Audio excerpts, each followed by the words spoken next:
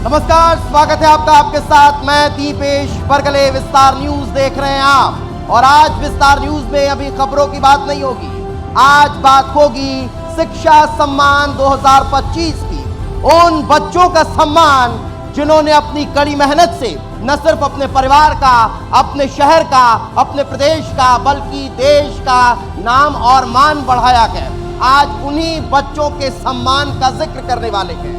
तो चलिए उन बच्चों के सम्मान के लिए सबसे पहले जोरदार तालियां आज उन बच्चों के लिए जिन्होंने अपनी कड़ी मेहनत से अपने परिवार का और अपने देश और प्रदेश का नाम बढ़ाया है। तो आज उन्हीं बच्चों के सम्मान का जिक्र करेंगे। और जब बात शिक्षा की होती है, जब बात परीक्षा की होती है, तो हर किसी की सांसें फूलने लगती है। हम ये सोचते हैं कि अगर परीक्षा है तो फिर न जाने कैसे प्रश्न पत्र आएंगे, कैसे एग्जाम देंगे, क्या होगा। लेकिन उन सभी परिस्थितियों से, उन सभी संकटों से जूझते हुए, उन सभी संकटों को पार करते हुए आपने जो कर दिखाया वो अपने आप में बहुत अद्भुत है। और यही कारण है कि विस्तार न्यूज ऐसी प्रतिभाओं का आज सम्मान करने जा रहा है। और आपका सम्मान हमारा मान बढ़ाता है। तो फिर क्यों ना जोरदार तालियां एक बार फिर आप लोगों के लिए हो जाए। आप लोगों के स्वागत के लिए, आप लोगों के सम्मान में कुछ शब्द कहने के लिए मैं आमंत्रित करता हूं हमारे editor in chief Gyanendra Tiwari ji को। जोरदार तालियां बजाइए और स्वागत है हमारे editor in chief Gyanendra Tiwari ji का। बहुत देर से मैं देख रहा था, बहुत बोझिल आप लोग बैठे थे। आप लोगों के चेहरे में कुछ सवाल चल रहे थे। सोनम तो नहीं चल रही थी? चल रही थी ना? देखिए, सोनम चल रही थी। मेरे जहन में भी सोनम चल रही थी, क्योंकि मेरे रिपोर्टर शिलांग में भी हैं, मेरे रिपोर्टर गाजीपुर में भी हैं, मेरे रिपोर्टर पटना में भी हैं, मेरे रिपोर्टर इंदौर में भी हैं। हर जगह मेरे रिपोर्टर हैं। और सिर्फ एक ही बात की चर्चा चल रही है, रील में, सोशल मीडिया में, हर प्लेटफॉर्म में, टीवी में, और यह है कि सोनम बेवफा फिर क्यों हुई है। और इसका कनेक्शन कैसे छात्रों से है, इसका कनेक्शन कैसे आपसे है, इसका कनेक्शन कैसे हर माँ बाप से है, आज इस पर बात करेंगे। न जाने कितने शिक्षा सम्मान में आप लोग गए होंगे जो टीचर्स हैं, और न जाने कितने शिक्षा सम्मान को लोगों ने कवर किया होगा, देखा होगा, आप लोगों ने महसूस किया होगा। नमस्कार, मेरा नाम ज्ञानेंद्र तिवारी है और आप विस्तार न्यूज का शिक्षा सम्मान कार्यक्रम में शिरकत होने के लिए पहुंचे हैं। मैं थोड़ा हल्का माहौल इसलिए कर रहा था क्योंकि हर चेहरे पर प्यारी सी सुंदर से स्माइल आ जाए तो उससे थोड़ा कार्यक्रम को बढ़ाने में आगे अच्छा लगता है, इसलिए मैं ये भूमिका बांध रहा था। इसलिए मैंने सोनम की एंट्री कराई। लेकिन सोनम हंसने का मुद्दा नहीं है। आज प्रदेश के मुखिया डॉक्टर मोहन यादव भी इस बात से चिंतित हैं। समाज में फैली इस बुराई को अगर कोई ठीक कर सकता है, कोई सुधार कर सकता है, तो वो सिर्फ आप और हम हैं। इसलिए आज शिक्षा सम्मान में जब आप लोग 10th 12th में एक अच्छा सम्मानजनक स्कोर करने के बाद आगे बढ़ने वाले हैं, एक नई जिंदगी में कदम रखने वाले हैं, अपने माता पिता का सपना पूरा करने वाले हैं, तो हर माँ बाप के लिए एक चिंता भी है कि आप उनसे दूर भी होने वाले हैं, आप दूसरे शहर जाने वाले हैं, आप एक नई जिंदगी में कदम रखने वाले हैं। शिक्षा सम्मान एक मेडल, एक मंत्री जी द्वारा सम्मान ही ना रहे, बल्कि विस्तार न्यूज की एक कोशिश है कि जब आप यहां से जाएं तो कम से कम ये कहें कि आज हमारा सम्मान केवल अंकों के लिए नहीं हुआ है, बल्कि हमारे संस्कारों के लिए भी हुआ है, हमारे माता पिता के दिए संस्कारों के लिए भी हुआ है। सिर्फ बच्चों का सम्मान नहीं, उन बच्चों के माता पिता का भी सम्मान करने के लिए विस्तार न्यूज ने यह मंच सजाया है, जिनके संस्कारों की वजह से आपने 95% अंक हासिल किए हैं, 98% अंक हासिल किए हैं। आज जब मैं ये शब्द आपके सामने बोल रहा हूं तो मेरे माता पिता का भी सम्मान है, जिन्होंने मुझे इस लायक बनाया है कि मैं आज आपके सामने ऐसे शब्द बोल सकूं कि आप अपने मोबाइल में चैटिंग को छोड़कर कम से कम 2 मिनट मुझे सुन सकें।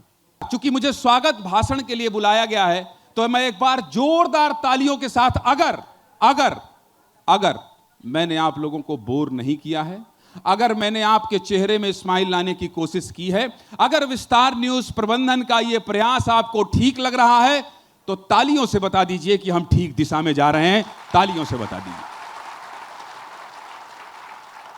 आप सभी का तहे दिल से बहुत बहुत स्वागत है। आपके सामने हम सभी नतमस्तक हैं कि आप यहां आए। नतमस्तक इसलिए हैं क्योंकि आप अगर नहीं आए होते, आपने भीड़ से ये शोभा नहीं बढ़ाई होती, आपने इतना समय नहीं दिया होता, आपने इतनी गर्मी में परेशान होकर भी समय दिया, बैठे यहां और आगे भी बैठेंगे सम्मान होने तक, तो ये प्यार, ये शब्द मेरे मुंह से नहीं निकल पाते। इसलिए आपका सबका बहुत बहुत स्वागत है। कार्यक्रम की रूपरेखा आगे दीपेश बताएंगे मेरे सहयोगी। जोरदार तालियां बजाइए। विस्तार न्यूज के इस खास कार्यक्रम में मंत्री राव उदय प्रताप सिंह हमारे साथ जुड़ चुके हैं। जोरदार तालियां। स्वागत है शिक्षा मंत्री राव उदय प्रताप सिंह जी का, और कार्यक्रम की शोभा वे बढ़ाते हुए हमारे बीच उपस्थित हैं। और मैं स्वागत कर रहा हूं माननीय मंत्री जी का, साथ में हमारे ग्रुप एडिटर ब्रजेश राजपूत जी और हमारे editor in chief Gyanendra Tiwari ji से भी मैं विनम्र निवेदन करता हूं कि आप भी मंच पर आइए और दीप प्रज्वलन कर इस कार्यक्रम की विधिवत शुरुआत हम करेंगे। तालियां बजती रहनी चाहिए। ये तालियां इसलिए बजती रहनी चाहिए कि आपके सम्मान की बात है और आपसे ज़्यादा शिक्षा के सम्मान की बात है। और जब विद्यार्थी और शिक्षक और शिक्षा की बात को और शिक्षा मंत्री हमारे बीच को, तो फिर ये पल बहुत खास हो जाता है। और इस वक्त दीप प्रज्वलन के साथ हम इस कार्यक्रम की शुरुआत कर रहे हैं। कहते हैं दीप ज्योति परम ज्योति, दीप ज्योति नमोस्तुते, दीपो हरतु मे पापम, दीप ज्योतिर्जनार्दन। तो माँ वीणा वादिनी, माँ सरस्वती, ज्ञान विद्या और बुद्धि की देवी माँ सरस्वती का वंदन हम कर रहे हैं। दीपक चूंकि अंधकार से हमें प्रकाश की ओर ले जाता है, और यही वजह है कि हम अपने जीवन में हमेशा प्रकाश की तरफ बढ़ना चाहते हैं। और यही कारण है कि सबसे पहले शुरुआत दीप प्रज्वलन के साथ। जोरदार तालियां। और आपको पता है, आप जिस स्कूल में पढ़ रहे हैं, जिस स्कूल शिक्षा में आप हैं, माननीय मंत्री जी के सानिध्य में वो पूरा कार्यक्रम चल रहा है प्रदेश में, तो फिर आपके लिए सबसे बड़े गार्जियन आपके। और अब एक सेशन माननीय मंत्री जी के साथ हमारे ग्रुप एडिटर ब्रजेश जी करेंगे। ब्रजेश जी, ओवर टू यू। तो बेहद प्रसन्नता का विषय है कि हमारे साथ मध्य प्रदेश के स्कूल शिक्षा मंत्री राव उदय प्रताप सिंह जी हमारे साथ हैं। और उदय भाई, आपका बहुत बहुत धन्यवाद, बहुत बहुत शुक्रिया। और आपका इंतज़ार तकरीबन 500 बच्चे कर रहे हैं। ये प्रदेश भर के विभिन्न जिलों से आए हैं, तकरीबन 30 से ज़्यादा जिलों से बच्चे आए हैं। सभी बच्चों को बहुत बधाई देता हूं और उनके पेरेंट्स को शुभकामनाएं कि उनके इतने प्यारे बच्चे हैं जिन्होंने जो उनका गोल है उसको अचीव किया है अपने रिसेंट अभी जो एग्ज़ाम्स हुए हैं। सबको बहुत बधाई देता हूं, खूब शुभकामनाएं आपको। इतने सारे बच्चों को देख के कैसा लग रहा है आपको? अपने बचपन के दिन याद आ रहे हैं कि नहीं?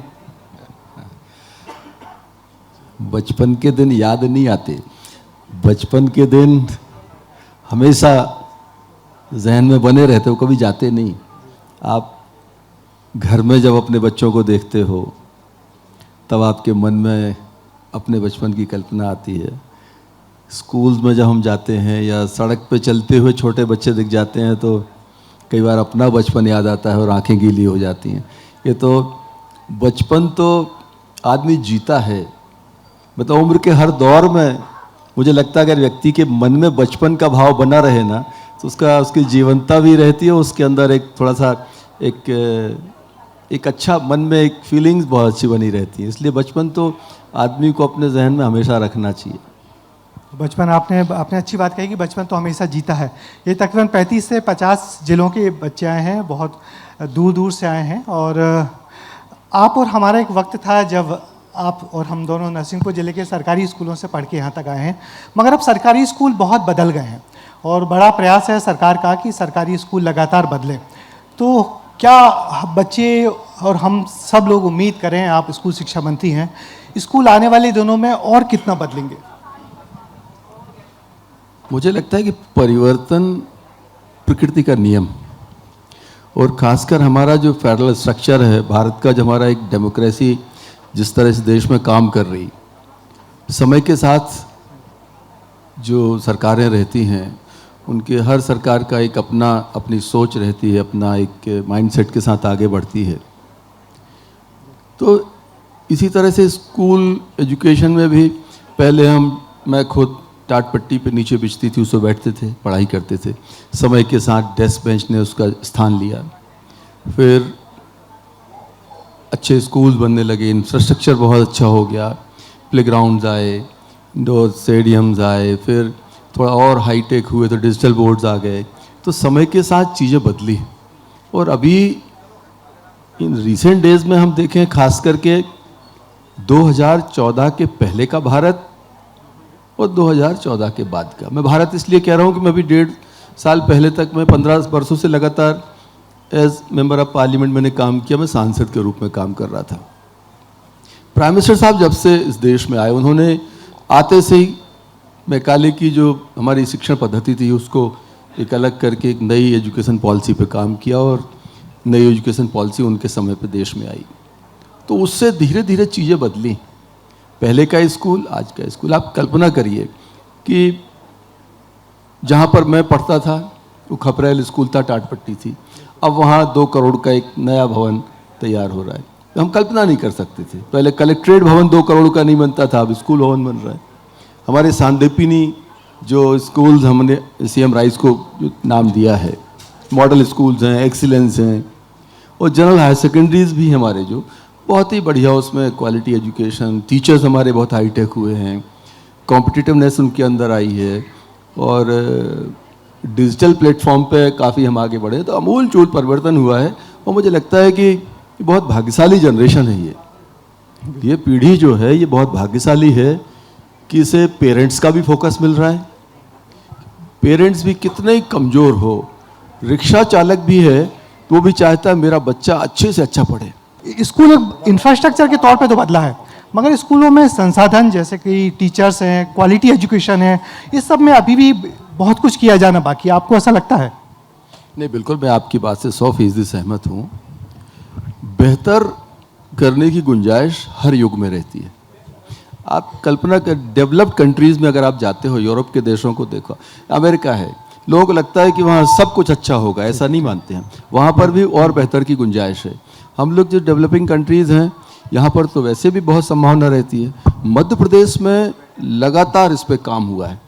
पहले के इसको इंफ्रास्ट्रक्चर में हम बेहतर हुए हैं। हम लोगों ने ट्रेन टीचर्स के अवसर पहले से ज़्यादा खोले हैं। हमने जो टीचर्स की कमी रहती थी, सब्जेक्ट टीचर्स नहीं होते थे, बच्चों को स्पेशल टीचर्स नहीं मिलते थे, उस पर हमने काम किया है।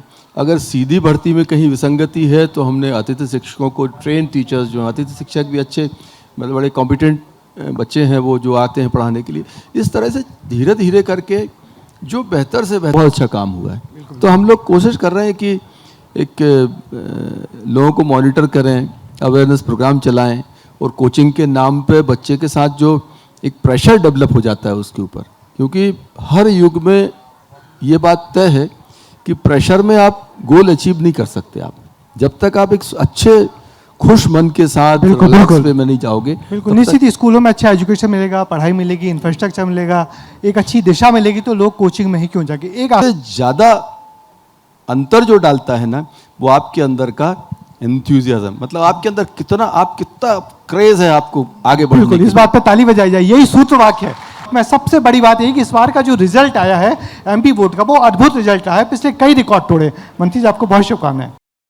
रितेश जी, मैं आपसे और ऋषभ जी, मैं आपसे आग्रह करूंगी कि आप मंच पे ही रहें, और साथ ही साथ मेरे सहयोगी दीपेश बरगले को भी बुलाना चाहूंगी। दीपेश जी आइएगा, और क्योंकि अरिवहान के यहाँ पर बहुत सारे बच्चे पहुंचे हुए हैं, तो इस बार उनका सीधा संवाद उनके डायरेक्टर और उनके को फाउंडर से करवाइएगा। Deepesh, over to you. तालियां बजती रहें। अब आपको देख करके लग रहा होगा कि इतने यंग लोग हैं और इतना बड़ा इंस्टीट्यूट चला रहे हैं। रितेश जी, सच में मैंने भी जब सुना इस ग्रुप के बारे में और मैं जब पढ़ रहा था, तो मुझे लगा नहीं कि इतना यंग पर्सन इतनी बड़ी इंडस्ट्री खड़ी कर लेगा और इतने सारे बच्चों को शिक्षा देगा। जो टी शर्ट आपने पहना हुआ है और इन सभी बच्चों ने पहना हुआ है, उस पर पीछे लिखा हुआ है अब होगी लक्ष्य प्राप्ति। वो कौन सा लक्ष्य है जो आप लोग प्राप्त करना चाह रहे हैं? जी, तो लक्ष्य तो सिर्फ एक ही है कि हम पूरे देश भर में जो गुणवत्तापूर्ण शिक्षा है उसे सस्ते में पहुंचाना चाहते हैं, यानी कि क्वालिटी एजुकेशन को अफोर्डेबल बना के देश के शहर में हर गांव में पहुंचाना चाहते हैं। आपको भी तो बहुत अच्छी जॉब मिल रही थी, आईआईटी करने के बाद बहुत अच्छा पैकेज मिल रहा था, सब कुछ था, बट फिर उसे छोड़ करके यहाँ आना और बच्चों के लिए मेहनत करना, गांव-गांव घूमना, इसके पीछे की कोई खास वजह? तो ऐसा है कि ये बात तो बिल्कुल सही है बच्चों कि आईआईटी करके अच्छा पैकेज तो मिलता है, मुझे भी मिला था। और यहाँ मैं पूछना चाहूँगा कितने बच्चे ऐसे हैं जिनका ये सपना है कि वो अपनी पहली सैलरी अपने माता पिता को देना चाहते हैं? तो बिल्कुल ऐसे ही ये मेरा भी सपना था आप ही की तरह। तो ये सपना पूरा हुआ, जो पहली सैलरी आई वो माता पिता को दी, उसके बाद जो घर की ज़रूरतें थी वो पूरी करी, फिर शौक पूरे कर लिए।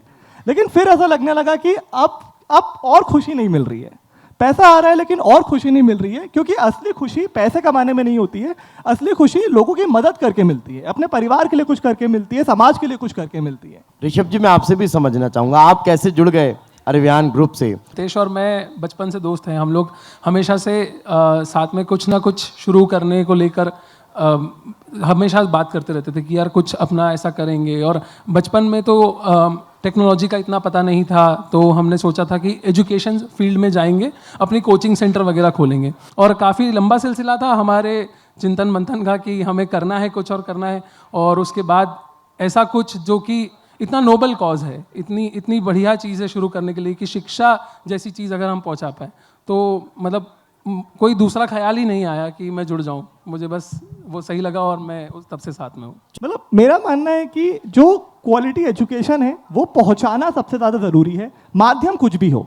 अगर हमें लगेगा कि ऑफलाइन बहुत अच्छा है तो वो कर लेंगे, पर उसमें हमें परेशानियां लगे कि उसको हम लाखों बच्चों तक नहीं पहुंचा सकते, तो हम ऑनलाइन आए हैं, एआई की मदद से आए हैं। अगर ये सही में कारीगर साबित होता है तो फिर स्कूल भी शायद ऑनलाइन होने लगे आगे जाके बहुत सालों बाद। तो इम्पॉर्टेंट बात यह है कि हम कैसे एजुकेशन अच्छे से सस्ते में पहुंचा रहे हैं, माध्यम तो बदलते रहते हैं। जोरदार तालियां रितेश जी और ऋषभ जी के लिए, बहुत बहुत धन्यवाद। अब हम आगे बढ़ते हैं और आमंत्रित करते हैं आलोक पांडे जी को, लॉ पेपर फाउंडर हैं। जोरदार तालियां आदरणीय आलोक जी के लिए। और मयंक पाटीदार जी का भी मैं स्वागत करता हूं, आप भी प्लीज़ मंच पर आएँ। आयाम करियर इंस्टीट्यूट से हमारे बीच मौजूद हैं, आप दोनों का स्वागत है। और अब इस सेशन की शुरुआत हमारी सहयोगी अंजलि करने वाली है। Anjali, over to you. शुक्रिया दीपेश इस आदर सम्मान के लिए, और जो शिक्षा का विस्तार करते हैं उनका आदर सम्मान करने के लिए आज उस समारोह का आयोजन किया गया है। जोरदार तालियों से स्वागत कीजिए आयाम करियर इंस्टीट्यूट के मैनेजिंग डायरेक्टर मयंक पाटीदार का, और साथ ही साथ लॉ प्रेप के फाउंडर आलोक पांडे जी का। चलिए ठीक है, सबसे पहले तो आयाम करियर इंस्टीट्यूट, मयंक जी मेरा सवाल आपसे रहेगा। मैं देख पा रही हूँ कि आपका इंस्टीट्यूट जेई और नीट के प्रिपरेशन करवाता है। बिल्कुल, तो अच्छा, एक माँ बाप का सपना होता है कि अगर बेटा हुआ है तो उसको जेई देना चाहिए, बेटी है तो उसको नीट देना चाहिए। मतलब ये अपने आप में बहुत बड़े सवाल हो सकते हैं जिस तरीके से हमारे परिवार का माहौल रहता है, लेकिन आप मानिए ना मानिए लेकिन परिवार का माहौल कुछ ऐसा ही रहता है। तो सबसे पहले तो मेरा सवाल ये रहेगा कि आपके बचपन में ऐसा ही माहौल था कि आपने इसी फील्ड का करियर इंस्टीट्यूट खोलने का सपना अब साकार कर लिया है? शुरुआत तो ऐसी नहीं हुई थी, मतलब I was a average student, पर जब मैं खुद जेई की प्रिपरेशन कर रहा था तो मेरी बहुत सारी समस्याएं थी कि मैं चूँकि हिंदी मीडियम से रहा तो काफ़ी सारी समस्याएं बच्चों को जो आती थी, और जेई के इतना आसान नहीं हुआ करता था। जस्ट कि मेरा गवर्नमेंट स्कूल से एजुकेशन हुआ, और जब मैं कोचिंग करने आया तो सबसे पहले इंदौर आया था मैं अपना एजुकेशन के लिए। तो सबसे बड़ी दिक्कत ये थी कि हिंदी मीडियम का कोई कोचिंग था नहीं, तो वो मेरे लिए सबसे बड़ा चैलेंज था। और जब मैंने इंस्टीट्यूट ज्वाइन किया, इंग्लिश मीडियम वाले बच्चों के साथ पढ़ा, फॉर्चुनेटली सिलेक्ट हुआ, आईआईटी इंदौर से पढ़ा हूँ। और वो जो प्रॉब्लम्स मैंने जो फेस करी थी, और वही प्रॉब्लम्स को सॉल्व करते हुए हम लोग इंस्टीट्यूट चला रहे हैं। और लगभग अभी 20,000 से ज़्यादा छात्र जो है हम लोग यहाँ से पढ़ चुके हैं 10 सालों में, और हर साल हम लोग सैकड़ों विद्यार्थियों को नीट और जेई में सेलेक्ट भी करा रहे हैं। बिल्कुल। आलोक जी, मुझे ये बताइएगा कि लीगल फील्ड में आजकल कौन से नए ट्रेंड सामने आए हैं जो पहले आज से 10-20 साल पहले नहीं हुआ करते थे? हमने ना बचपन में एक मूवी देखी थी, मैं तो बड़ा छोटा था उस समय, आप लोगों ने भी देखी होगी। पिक्चर का नाम था दामिनी। उसमें एक बड़ा सीन है, सनी देओल साहब उसमें बोलते हैं कि जो लॉ क्या था, और मैम ने जो क्वेश्चन पूछा, उस पिक्चर में एक सीन था जिसमें कहते हैं कि साहब तारीख पे तारीख, तारीख पे तारीख, तारीख पे तारीख, नहीं मिलता है तो बस इंसाफ। वहाँ से लेके लॉ के अंदर अगर हम आज की बात करें, जो न्यू एरा के करियर ऑप्शंस हैं जो सबसे ज़्यादा उभर रहे हैं, जो आजकल ट्रेंड में है, अभी आईपीएल ख़त्म हुआ है तो स्पोर्ट्स मैनेजमेंट और स्पोर्ट्स को लेके बहुत बड़े लीगल अपॉर्चुनिटीज़ आए हैं। आप कॉरपोरेट्स की बात कर सकते हैं, आप बात कर सकते हैं साइबर लॉ की, आप बात कर सकते हैं मैरीटाइम लॉ की, स्पेस लॉ की। अभी गोल्डन डोम करके व्यवस्था बनाई है अभी अमेरिका ने, तो वहाँ से स्पेस लॉ के अंदर जो खूब सारे डेवलपमेंट हैं वो सामने आए हैं। तो लॉ अब सिर्फ वकालत सिर्फ कोर्ट तक नहीं रह गई है। और ये सवाल इसलिए भी खास हो जाता है, सोनम जैसी बेटी बेवफा हो रही है और सवाल फिर पेरेंटिंग पर हो रहे हैं, तो पेरेंटिंग का जरा जोड़िएगा। शिक्षा सम्मान समारोह है और माँ बाप ही सबसे पहले शिक्षक होते हैं बच्चों के लिए। सर, ये जो पेरेंटिंग है ना, ये बहुत एक ब्रॉडर कॉन्सेप्ट है। अगर आप इसको समझें, हो क्या रहा है कि जब से इंटरनेट अवेलेबल हुआ है फ्री में बोले तो बहुत चीप अवेलेबल हुआ है। मुझे याद है जब मैं 2014 में उस समय मैं 11वीं कक्षा में था और जब मैं प्रिपरेशन कर रहा था तो 1 GB इंटरनेट आता था 250 रुपये का। अब 250 रुपये में बढ़िया आता है रोज़ का 3 GB इंटरनेट 1 महीने के लिए। तो जब से इंटरनेट का एक्सेस ज़्यादा हो गया है तो जो जनरेशनल गैप है पेरेंट को और बच्चे के बीच में, वो फील होना शुरू हो गया है बच्चे को। दूसरा, उसका जो सबसे अच्छा दोस्त है और सबसे बड़ा राजदार है बच्चे का, वो उसका फ़ोन है। एक बच्चे को उससे ज़्यादा बेहतर उसका फ़ोन जानता है, उससे बेहतर वो खुद भी खुद को नहीं जानता है कि उसको खुद समझ में नहीं आ रहा था मैंने 4 दिन पहले क्या किया था, लेकिन फ़ोन में सब स्टोरेज है। तो जो मेन आपने जो क्वेश्चन पूछा पेरेंटिंग, जब तक आप बच्चे के दोस्त नहीं बनेंगे, जब तक आप उसको कंफर्ट नहीं देंगे, जब तक आप उसके साथ खुले विचारों से चर्चा नहीं करेंगे। माँ बाप टीचर होते हैं और टीचर माँ बाप का रोल भी अदा कर सकते हैं। आलोक जी और मयंक जी से बात करके बहुत मजा आया। उम्मीद है बच्चों के जो डाउट्स थे जो उन्होंने साफ तौर पर पूछे नहीं, वो क्लियर होते हुए नजर आए होंगे। आप दोनों का बहुत बहुत शुक्रिया।